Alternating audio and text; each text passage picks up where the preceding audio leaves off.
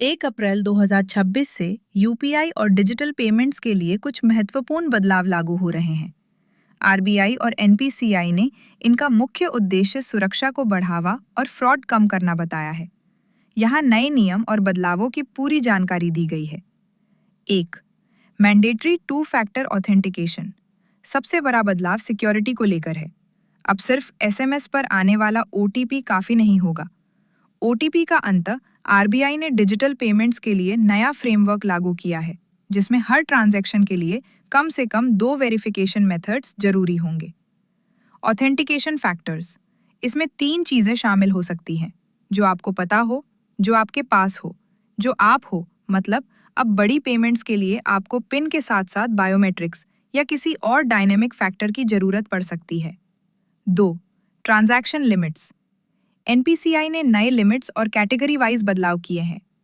Normal UPI daily limit अभी भी 1 लाख रुपए है। Special categories tax payments, hospital bill, educational fees और आईपीओ एप्लीकेशंस के लिए लिमिट बढ़ाकर 5 लाख रुपए कर दी गई है। नए यूजर्स के लिए अगर आप नया यूपीआई अकाउंट बनाते हैं तो पहले 24 घंटों में आप सिर्फ 5,000 रुपए तक का ही ट्रांजैक्शन कर पाएंगे। ये फ्रॉड रोकने के लिए किया गया है। 3.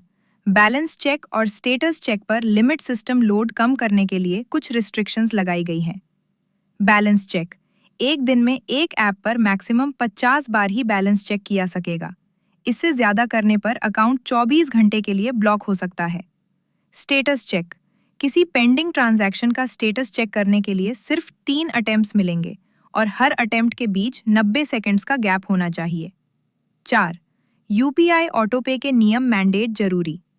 किसी भी ईएमआई, एसआईपी या सब्सक्रिप्शन के लिए यूजर की पहले से ली गई परमिशन अनिवार्य होगी।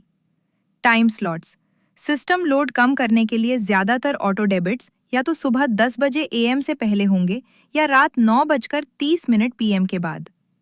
5. एटीएम से यूपीआई विड्रॉल एचडीएफसी, पीएनबी और बंधन बैंक जैसे बैंक्स ने नियम बदले हैं। अब अगर आप एटीएम से बिना कार्ड के यूपीआई के जरिए कैश निकालते हैं तो वो भी आपकी फ्री एटीएम ट्रांजैक्शंस की लिमिट में काउंट होगा।